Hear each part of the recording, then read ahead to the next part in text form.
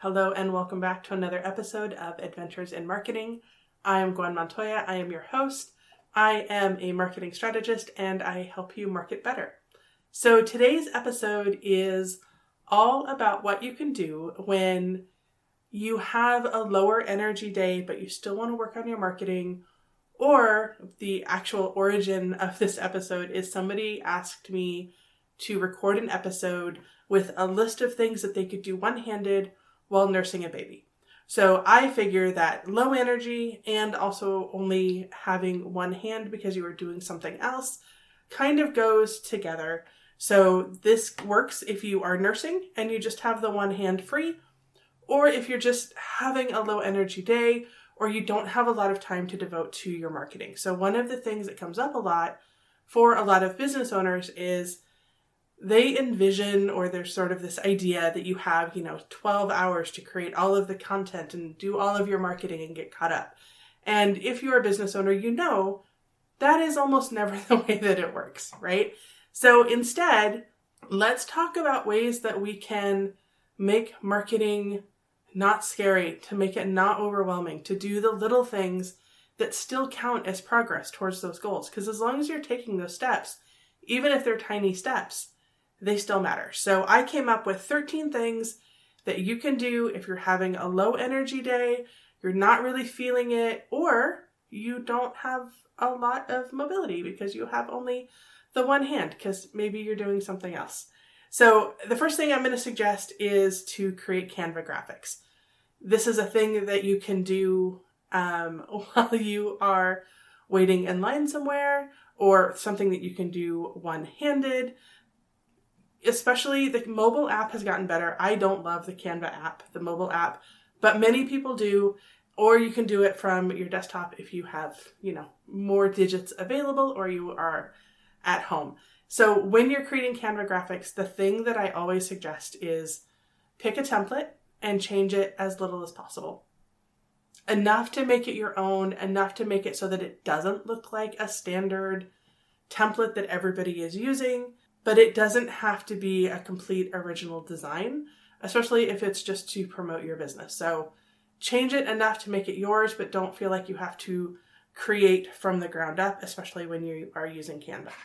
The next thing would be to reply to emails.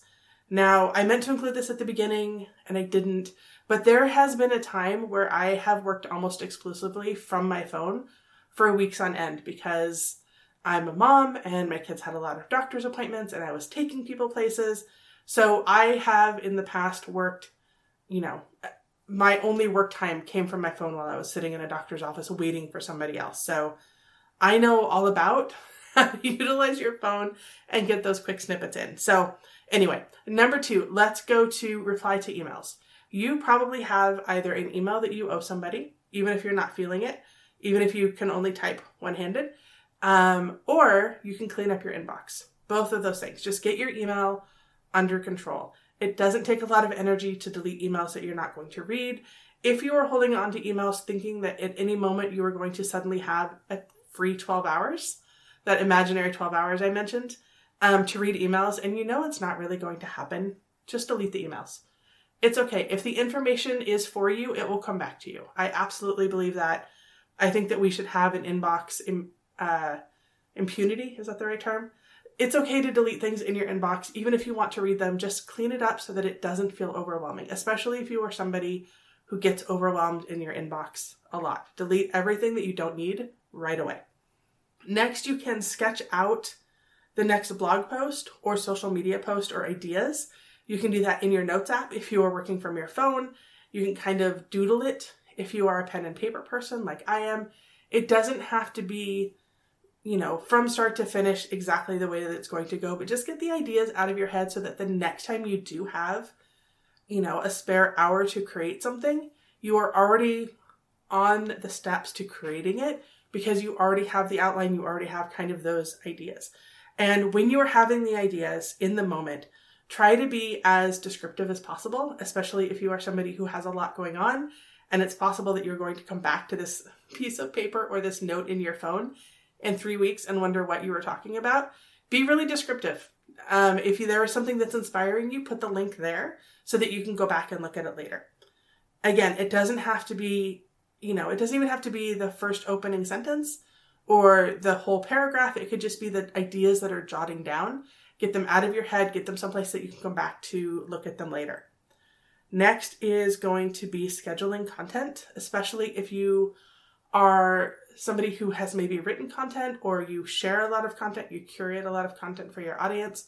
Find some things to share, get them scheduled, get it out there, because imperfect is better than not having it done at all. So do what you can, even if you're just scheduling, 2 or 3 posts, 4 posts, something like that. Get it done, because that buys you a little bit of time to work on something else or come back and fine tune it. Next, I know I said to delete everything out of your inbox, but if there is something in your inbox that you have been meaning to read and you are low energy, or you don't have full mobility because you're nursing or because you are, in a space where you can't really dig into your work, read that thing that you've been meaning to read. I think a lot of times we save things to read them, and then either one of two things happens. We save it and we're like, why did I save this? This doesn't even make any sense. Or we save it and we read it and we're like, yes, that's exactly what I needed. So if you start to read something and you're like, this is not my thing, delete it, be free of it, go on to the next thing, so that you can either clean out your inbox or clean out your saves, get through all of that content that you've saved that you want to read, especially if you're not really feeling like you want to invest much more energy than just like consuming some content. This also goes for videos, although don't get lost on TikTok unless you want to. That's okay too. Get social. Speaking of TikTok, I'm going to tell you to go watch some TikToks. But no, really, social media means that we have to be social. It's a two-way street. We can't just post on social media and expect things to work as well as they are designed to. So take some time, respond to other people's comments, engage with other accounts. If you like to do responses to TikToks, if you do stitches or duets, or you take inspiration from somebody else's, or you want to save some sounds, take 10 minutes and go find some things to respond to, or respond to comments, or leave somebody a comment, or share somebody's post. Be social on social media. It's a low energy thing. It is a thing that you can do one-handed. You can just hit the share button just with the thumb, and then you're good to go. You can also check your website. This one sounds weird, but check your website and make sure it's mobile friendly, especially if you're working from your phone. You might be designing your website you probably are, on your desktop, right?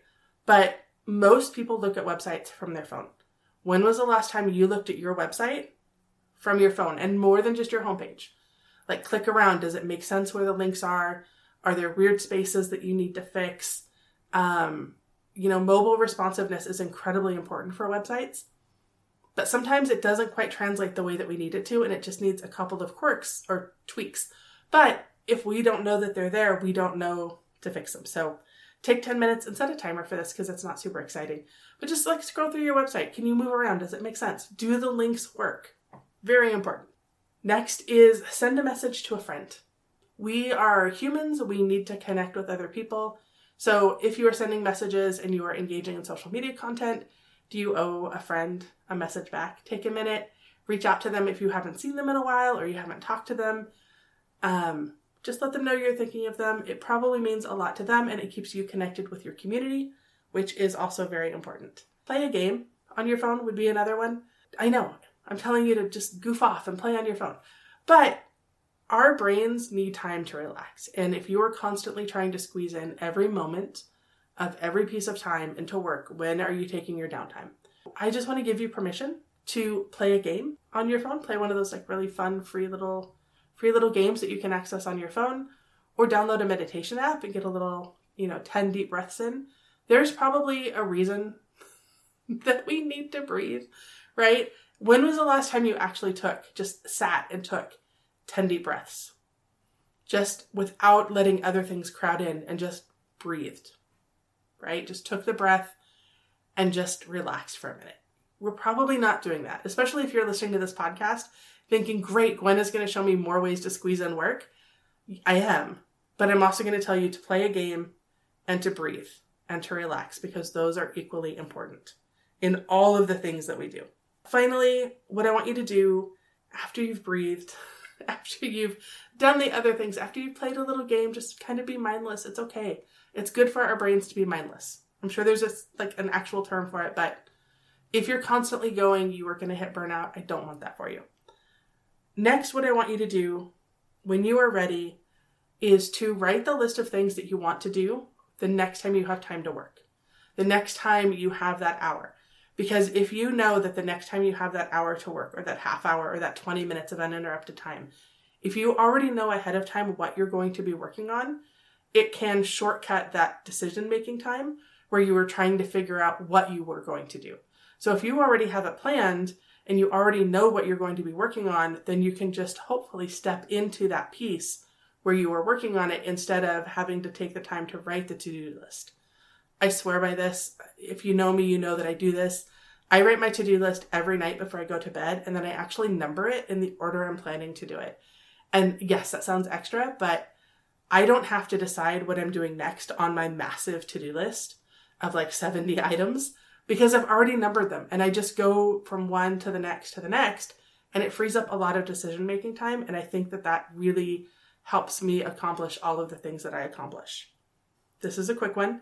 We got all the way through the list. I would love to hear your suggestions on things that maybe I missed. If you have any questions, you can reach out at gwen@gwenmontoya.com. Thank you so much for listening. I look forward to talking to you next time.